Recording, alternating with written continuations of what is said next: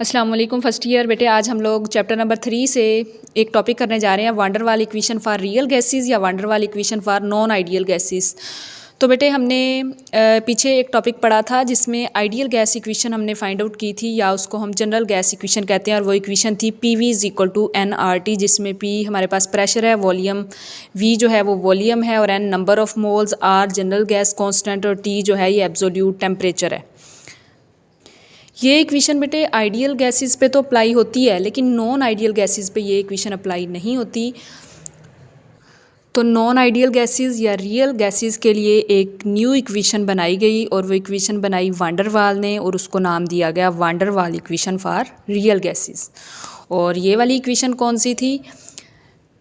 General gas equation या equation for ideal gases. ठीक है, ये बेटे इक्वेशन नॉन आइडियल गैसेस के लिए, मतलब कि ये जो हमारे पास PV = nRT है, ये नॉन आइडियल गैसेस पे अप्लाई क्यों नहीं होती? क्योंकि हमने काइनेटिक मॉलिक्यूलर थ्योरी में जो पास्टुलेट पढ़े थे, उनमें से 2 पास्टुलेट जो थे वो रॉन्ग थे। नंबर 1 हम कहते हैं कि there are no intermolecular forces between the gas molecules. तो इंटरमॉलिक्यूलर फोर्सेस तो होती हैं, कोई ना कोई उनके दरमियान फोर्सेस होती हैं, तो वो मॉलिक्यूल्स मिलके गैस बनाते हैं ना। इसलिए एक ये वाला पास्टुलेट कि उनके दरमियान नो इंटरमॉलिक्यूलर फोर्सेस, बल्कि आएगा there are some of the intermolecular forces are present between the gas molecules. और एक पास्टुलेट बेटे हमने पढ़ा था कि the actual volume of the gases is negligible as compared with the volume of the gas. तो एक्चुअल वॉल्यूम नेग्लिजिबल नहीं होता, एक्चुअल वॉल्यूम भी थोड़ा बहुत होता ज़रूर है। तो हम ये नहीं कह सकते कि वो नेग्लिजिबल है, होता ही नहीं है। तो दूसरा पास्टुलेट ये था।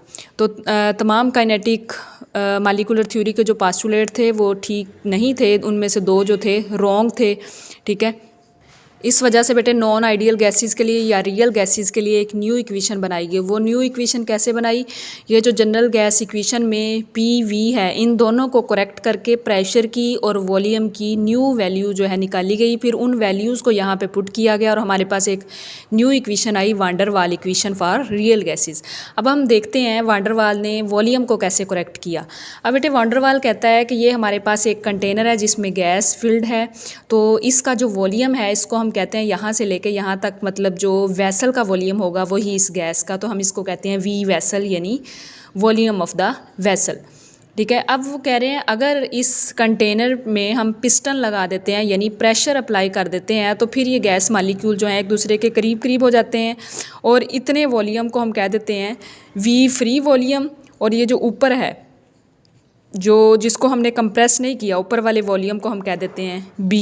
ठीक है, इस B के नाम है, इसको हम एक्सक्लूडेड वॉल्यूम भी कहते हैं, या बेटे इसको इनकम्प्रेसिबल वॉल्यूम, यानी जिसको हमने कंप्रेस नहीं किया, या इसको हम अफेक्टिव वॉल्यूम भी कहते हैं। B को हम एक्सक्लूडेड वॉल्यूम, इनकम्प्रेसिबल वॉल्यूम या अफेक्टिव वॉल्यूम कहते हैं। तो हमारे पास इसका मतलब है कि जो V वैसल था वो इज़ इक्वल टू होगा B + V फ्री। ठीक है, इन दोनों को मिला के हमारे पास V वैसल बनेगा ना। तो अब हमने यहाँ से V फ्री को निकालना हो तो ये हमारे पास आ जाएगा V free = V vessel - B। तो इसके साथ फ्री या वैसल ना लिखें तो V = हो जाता है V - B, और number of moles of gas के लिए लिखें तो V = V - NB। तो ये जनरल गैस इक्वेशन में सिर्फ V था हमारे पास, और यहाँ पे है V वॉल्यूम क्या आ जाता है V - NB। ठीक है, इस तरह से उसने वांडर वाल ने वॉल्यूम की वैल्यू को करेक्ट करके उसने कहा कि वॉल्यूम V नहीं बल्कि V - NB है। फिर बेटे हमें ये बताया गया कि जो एक्चुअल वॉल्यूम यानी तमाम गैसेस को, यहाँ पे जितने भी गैस के मॉलिक्यूल्स उनको इकट्ठा करके यहाँ पे एक जगह पे ले आया जाए, थोड़ी सी जगह को ये ऑक्यूपाई करते हैं, और इसको हम कहते हैं एक्चुअल वॉल्यूम। और एक्चुअल वॉल्यूम या इसको ट्रू काइनेटिक वॉल्यूम भी कहते हैं, और इसको शो करते हैं VM से। अब ये जो B है वो कह रहे हैं ये एक्चुअल वॉल्यूम के इक्वल नहीं है, बल्कि ये B जो है एक्चुअल वॉल्यूम से 4 गुना ज़्यादा होता है। ठीक है, तो B is not equal to actual volume, और ये जो एक्सक्लूडेड वॉल्यूम या इनकम्प्रेसिबल वॉल्यूम है ये इज़ इक्वल टू 4 VM, यानी ये वाला जो है ये एक्चुअल वॉल्यूम से 4 गुना ज़्यादा है ये एक्सक्लूडेड वॉल्यूम। ठीक है, तो अब बेटे ये जो हमने वॉल्यूम की वैल्यू निकाली है, आगे हम इसको पुट करेंगे, देखते हैं हम इसको कैसे पुट करते हैं। तो ये था हमारे पास वॉल्यूम करेक्शन। अब हम चलते हैं प्रेशर करेक्शन की तरफ। अब बेटे हमारे पास है प्रेशर करेक्शन। तो हम कहते हैं हमारे पास किसी कंटेनर के अंदर गैस है, उसमें ए तरह के मालिक्यूल्स भी हैं, बी टाइप के मालिक्यूल्स भी हैं। अब ये जो सेंटर में मालिक्यूल होगा, सपोज़ हम कहते हैं सेंटर में ए मालिक्यूल है, तो ए मालिक्यूल को उसके सराउंडिंग में जितने भी बी टाइप के मालिक्यूल्स होंगे वो उसको अपनी तरफ अट्रैक्ट कर रहे होंगे, तो चारों साइड से इसके ऊपर फोर्स लग रही होगी और ओवरऑल इसके ऊपर फोर्स जो है वो कैंसिल हो जाएगी, मालिक्यूलर अट्रैक्शन और बैलेंस्ड हो जाएंगी और वो सारी की सारी फोर्सेस कैंसिल हो जाएंगी। और अगर ये ए मालिक्यूल जो है वाल के ऊपर प्रेशर लगाता है, वाल के ऊपर फोर्स लगाने की कोशिश करता है, तो ये जो बी टाइप मालिक्यूल्स हैं इनको अपनी तरफ खींचते हैं, तो बी टाइप मालिक्यूल्स की फोर्सेस जो हैं ये डोमिनेंट हो जाती हैं और ये जो ए वाल के ऊपर फोर्स लगा रहा है वो कम हो जाती है, तो ये वाली फोर्स जो है यहाँ पे डिक्रीज़ हो जाएगी। जितनी बेटे इस ए मालिक्यूल को इस वाल के ऊपर फोर्स लगानी चाहिए ये उतनी फोर्स नहीं लगा रहा, उतना प्रेशर नहीं लगा रहा, बल्कि रिड्यूस्ड प्रेशर कम करके लगा रहा है, क्योंकि इसको बी टाइप के मालिक्यूल भी अपनी तरफ अट्रैक्ट कर रहे हैं। तो जितना इस ए का इस वाल के ऊपर प्रेशर रिड्यूस हो जाएगा उसको हम शो करेंगे पी प्राइम से, ठीक है। जितना इसके ऊपर लगना चाहिए था, अगर ये बी मालिक्यूल इसको अपनी तरफ अट्रैक्ट ना कर रहे होते तो जितना इसके ऊपर प्रेशर लगना चाहिए था वो था पी आइडियल, यानी आइडियल प्रेशर इसका पी आई होना चाहिए था, लेकिन इसके ऊपर रिड्यूस प्रेशर लग रहा है पी प्राइम, ठीक है। और जो हमने देखा है प्रेशर, ऑब्जर्व्ड प्रेशर, उसको हम शो कर रहे हैं पी से। तो यहाँ पे बेटे हमारे पास एक इक्वेशन बनती है पी आइडियल, जितना मतलब टोटल होना चाहिए था वो हमारे पास ऑब्जर्व्ड प्रेशर जितना हम ऑब्जर्व कर रहे हैं, जितना वाल के ऊपर लग रहा है और जितना रिड्यूस हो गया, इन दोनों का प्रोडक्ट जो है वो इसके इक्वल होगा। इन दोनों को यानी प्लस करके जो आएगा वो हमारे पास आइडियल का मतलब जितना लगना चाहिए वो किसके इक्वल है, जितना हमने ऑब्जर्व किया और जितना रिड्यूस हो गया। अब इसमें से हम पी की वैल्यू निकाल सकते हैं, ऑब्जर्व मतलब कितना लग रहा है, जितना टोटल होगा प्रेशर, जितना आइडियल प्रेशर होना चाहिए था उसमें से हम रिड्यूस्ड को माइनस कर देंगे तो हमारे पास ऑब्जर्व प्रेशर आ जाएगा।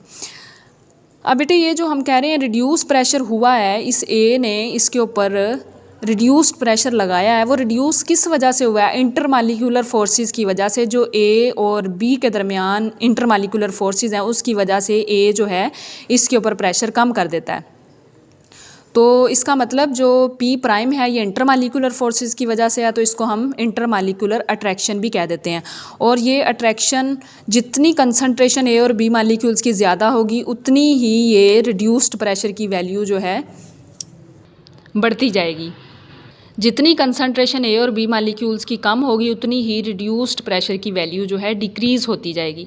अब बेटे हम कहते हैं पी प्राइम जो है ये डायरेक्टली प्रोपोर्शनल है concentration of A and concentration of B. C A concentration of A, C B is concentration of B.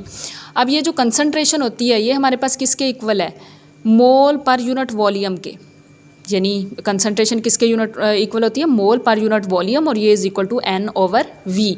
तो अब हम कहते हैं C A is equal to concentration A की is equal to N over V, B की concentration is equal to N over V. तो ये बेटे इज़ इक्वल टू हमारे पास आ गया। जब इसका प्रोपोर्शनैलिटी साइन ख़त्म करेंगे तो ये हमारे पास यहाँ पे ए आ जाएगा, कांस्टेंट हमने ले लिया है ए, और ये बाकी हो गया N square over V square. और ए हमारे पास क्या है, कोफिशिएंट ऑफ अट्रैक्शन, या इसको हम कहते हैं अट्रैक्शन पर यूनिट वॉल्यूम। अब ये बेटे हमने पी प्राइम की वैल्यू यानी रिड्यूस्ड प्रेशर की वैल्यू निकाल ली है, ठीक है। अब बेटे पीछे हमने वांडर वाल ने जो वॉल्यूम करेक्शन की वैल्यू निकाली वो हमारे पास आती है इक्वेशन नंबर 1 में, v is equal to V minus N B. और प्रेशर करेक्शन की आइडियल गैसेस के लिए हमारे पास आ रही है p plus A N square over V square, ठीक है। तो अब बेटे हम कहते हैं कि अगर हम जनरल गैस इक्वेशन या जो आइडियल गैस इक्वेशन थी हमारे पास P V is equal to N R T, उसमें हम जो वांडर वाल ने प्रेशर की वैल्यू बताई और वॉल्यूम की वैल्यू बताई उन दोनों को पुट करें तो हमारे पास एक नई इक्वेशन बनती है, उसको कहते हैं वांडर वाल इक्वेशन फॉर रियल गैसेस। तो ये बेटे हमारे पास प्रेशर के लिए ये वाली इक्वेशन है, ये हमने जो बनाई है, ये हमारे पास पहले थी ना P is equal to P plus P prime, ये जो ऊपर हमने निकाली थी, इसमें हमने पी प्राइम की वैल्यू पुट की तो ये हमारे पास होगी P ideal is equal to P, ये ऐसे ही आ गया, और यहाँ पर हमने पी प्राइम की वैल्यू पुट कर दी। तो ये बेटे हमने प्रेशर की वैल्यू यहाँ पे पुट की, यहाँ से पी आइडियल को अब हम कह रहे हैं ये पी है आइडियल गैसेस के लिए, तो हमने पी की वैल्यू पुट कर दी। ये बेटे हमने पीछे से वॉल्यूम की वैल्यू पुट कर दी, ठीक है, इज इक्वल टू आ गया हमारे पास एन टी, यानी ये पी और वी की वैल्यूज़ पुट की। अब हमने अगर number of moles of gases के लिए लेना है तो हम कहते हैं पी प्लस ए, ये एन स्क्वायर V माइनस ये n लगा दिया, number of moles of gases करिए, यहाँ पे आ गया है n, और इस इक्वेशन को हम कहते हैं रियल गैस इक्वेशन या वांडर वाल इक्वेशन फॉर रियल गैसेस या नॉन आइडियल गैसेस। तो इस तरह से बेटा ये न्यू इक्वेशन बनाई गई। इसके बाद बेटे नेक्स्ट हम ए जो फैक्टर है हमारे पास या कांस्टेंट है उसके यूनिट्स भी निकाल सकते हैं। पी प्राइम हमारे पास किसके इक्वल आया था, N square A over V square. तो यहाँ पे हम ए को बाहर निकालें तो ये हो जाएगा पी प्राइम वी का स्केयर एन स्केयर, ठीक है। अब यहाँ पे पी क्या है, प्रेशर, और वो हम ले रहे हैं एटमॉस्फेयर में। सिंपल इसके यूनिट निकालने के लिए वॉल्यूम हमारे पास डेसीमीटर क्यूब में और एन इज़ द मोल है। तो एटमॉस्फेयर यहाँ पे हमने यूनिट्स की वैल्यू पुट की, pressure atmosphere V square D M cube का स्केयर और नीचे आ गया मोल का स्केयर। तो ये बेटे हमारे पास आ गया एटमॉस्फेयर डी एम 6 हो गया, नीचे आ गया मोल का स्केयर। तो ए के सिंपल यूनिट्स हमारे पास आ गए, ए फैक्टर के एटमॉस्फेयर डी एम प्लस 6 मोल -2 पर जाके -2 हो गया। अब अगर हम इसके एसआई यूनिट्स लिखें तो ये हमारे पास एसआई यूनिट में प्रेशर होता है न्यूटन पर मीटर स्केयर के, वॉल्यूम होता है मीटर क्यूब में। तो ये ए इज़ इक्वल टू आ गया, प्रेशर आ गया हमारे पास न्यूटन पर मीटर स्केयर और वॉल्यूम आ गया मीटर क्यूब का स्केयर, नीचे आ गया मोल का स्केयर। तो ये हो गया न्यूटन पर मीटर स्केयर और m +6 आ गया और नीचे मोल का स्केयर, और ये +6 और -2 जो हैं ये माइनस हो जाएंगे और यहाँ पे आ गया न्यूटन मीटर +4 और मोल्स -2 पर आके ये हो गया। तो ये हमारे पास ए के एसआई यूनिट हैं, ये हमारे पास ए के सिंपल यूनिट्स हैं, ठीक है। इसके बाद बी के यूनिट्स होते हैं डी एम क्यूब पर मोल या एसआई यूनिट्स होते हैं बी के मीटर क्यूब पर मोल। अब ए जो होता है ना ये इंटरमालिकुलर फोर्सेस के डायरेक्टली प्रोपोर्शनल, मालिक्यूल्स के दरमियान जितनी इंटरमालिकुलर फोर्सेस ज़्यादा होंगी उतनी ए फैक्टर की वैल्यू ज़्यादा होगी, जितनी लेस फोर्सेस होंगी उतनी ए की वैल्यू कम होगी। अब बेटे आपकी बुक में एक टेबल दिया गया और उसमें ए और बी फैक्टर की वैल्यूज़ बताई गई हैं। तो हाइड्रोजन जो है किसी मालिक्यूल का जितना साइज़ जो है छोटा होगा उसकी ए की वैल्यू उतनी ही लेस होगी। जैसे हाइड्रोजन जो है इसका साइज़ बहुत छोटा है और इसकी ए की वैल्यू होती है 0.245, और क्लोरीन जो है ये लार्जर साइज़ मालिक्यूल है तो इसकी जो ए की वैल्यू है वो हाइड्रोजन की वैल्यू से बहुत ज़्यादा होती है और वो तकरीबन होती है 6.493, ठीक है। तो आपको पेपर में क्वेश्चन आ सकता है कि why hydrogen has least value of A and B factor.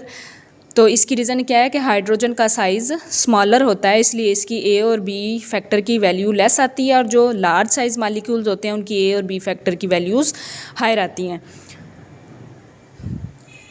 ठीक है बेटे। ये हमारे पास था वांडर वाल इक्वेशन फॉर रियल गैसेस, और उसमें जो हमारे पास ए और बी कांस्टेंट आए, बी क्या था, एक्सक्लूडेड वॉल्यूम था, और ए क्या था, कोफिशिएंट ऑफ अट्रैक्शन था, ठीक है बेटे। कोई बात ना समझ आए तो आप मेरे से कमेंट्स में पूछ सकते हैं। ओके, अल्लाह हाफिज़, अपना ख्याल रखिएगा।